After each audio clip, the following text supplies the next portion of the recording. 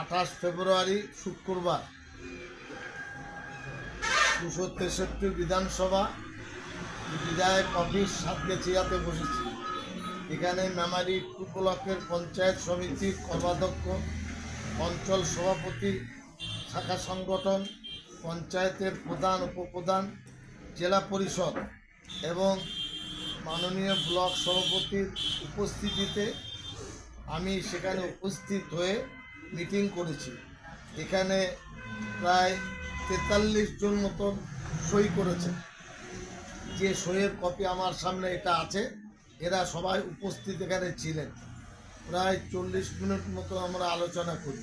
আলোচনার প্রধান বিষয় ছিল গতকাল ইন্ডোর স্টেডিয়ামে আমাদের সভানেত্রী মমতা ব্যানার্জি যে নির্দেশ বা যে দায়িত্ব দিয়েছেন, প্রথম হলো যে আমরা সকলেই তৃণমূলের কর্মী, পদ পরে কর্ম আগে।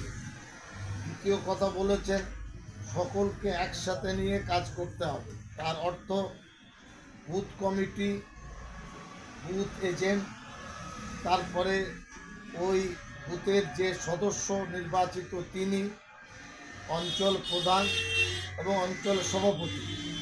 তারপরে আমরা উঠে আসব পঞ্চায়েত সমিতির স্থায়ী কর্মাধ্যক্ষের দিকে, এরপরে জেলা পরিষদের সদস্য, তারপরে ফ্রন্টাল অর্গানাইজেশন, এরপরে যারা যেখানে আছে তাদেরকে নিয়ে আমরা কাজ শুরু করব। এখানে ভিন্ন ভিন্ন কোনো মত নয়, একসাথে বসে কাজ করতে হবে। আমি অনুরোধ জানিয়েছি প্রতিটি অঞ্চলের অফিসের সামনে একটা নোটিশ টাঙিয়ে দেবে, আজ থেকে যে কাজ আপনারা করবেন, মিটিং কবে করবেন, এই নির্দেশটা যদি দেন তাহলে যে কেউ পড়ে দেখে বুঝতে পারবে। আর প্রতিটি অঞ্চল পঞ্চায়েতের যারা সংসদ বা সদস্য, তারা যেন জানতে পারে যে আমার এলাকায় আমাদের অঞ্চল সভাপতি মিটিং ডেকেছেন। এই মিটিংয়ে প্রধানের উপস্থিতি বাধ্যতামূলক। প্রধানকেও জানাতে হবে কোন তারিখে কোন সময় মিটিংটি হচ্ছে। একইভাবে ওখান থেকে যারা পঞ্চায়েত সমিতি নির্বাচিত বা জেলা পরিষদ, তাদেরকেও জানাতে হবে। প্রয়োজনে আমাদের ব্লক সভাপতিকে বলতে হবে যে মিটিং করছি এই বিষয় হলো ভোটার তালিকার সংশোধনের বিষয়। যদি দেখা যায় কোনো বাতিল ভোটার থাকে, সে বাতিল ভোটারটাকে যাতে বাতিল করা যায় তার জন্য দরখাস্ত দিতে হবে। নামের বানান ভুল থাকলে সংশোধনী হবে। নতুনভাবে ভুতুরে ভোটার যেন না ঢুকে সেই ব্যাপারে প্রতিটি কর্মী নেতাদের সজাগ হতে হবে। আমার এখানে আমরা প্রতিটি অঞ্চলকে 2টো সিট দিয়েছি, মানে সেই সিটে কারা কোন বুথে অফিসার আছেন এর মধ্যে সেটা লেখা আছে একেবারে মোবাইল নম্বর সমেত। বুথের নেতারা জানতে পারবেন যে তার বুথে কে কাজ করছে, মৌখিক নয়। তাছাড়া গতকাল পর্যন্ত বিডি অফিসে ডেলি আপনার ওখানে তারা একটা শীট বের করছেন, আপডেট, আজকের দিনে কত মহিলা কত পুরুষ এতে ইনক্লুড হয়েছে। এটা খুব ভালো দিক। প্রত্যেকটি বুথ কর্মী, অঞ্চল পঞ্চায়েতের প্রধান, সভাপতি বা আর যারা আছেন তারা এবং ফ্রন্টাল অর্গানাইজেশন, তাদেরকে নিয়ে এই 2টো সিট দিতে হবে। অত্যন্ত সুশৃঙ্খলভাবে আমরা করতে চাইছি।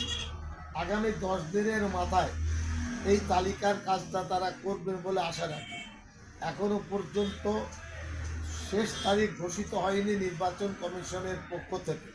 যতদিন সময় থাকবে আমরা সেই সময়টা কাজে লাগাবো, অন্য কোনো কাজ নেই। পুরো মার্চ মাস এই ভোটার তালিকার ব্যাপারেই আমরা কাজ করব। বিজেপি যেখানে ভোট পেয়েছে বা অন্য দল, আমরা চেষ্টা করব তাদের ভোট তারা যেন ভূতের কোনো ভোট ঢোকাতে না পারে এবং একই আইডিতে একটা আইডির পাশে আরেকটা আইডি, বুথ এক, এইভাবে যেভাবে কাল বললেন হরিয়ানা, পাঞ্জাব, গুজরাট বা অন্য কোনো রাজ্য থেকে আমাদের ভোটারকে বেকায়দায় না ফেলতে পারে অতি সূক্ষ্মভাবে আমাদের নেতৃত্বটা দেখবে, যাতে কোনোভাবে ভোট দিতে গিয়ে আমাদের কর্মীরা হেনস্থ না হন বা ভোটাররা হেনস্থ না হন। এবং দলের মুখ্যমন্ত্রী বলেছেন 93টি কার্যকরী মানে যুগান্তকারী কর্মসূচি নিয়েছে, যেটা জনগণের সাথে যুক্ত বা সংশ্লিষ্ট। মুখ্যমন্ত্রী বলেছেন আমাদের কর্মীরা মুখস্থ করবে, একটা করে ডায়েরি নিয়ে আসবে কি কি কাজ সরকার দিয়েছে, এবং সেগুলো মানুষকে বোঝাবে, মানুষকে বলবে।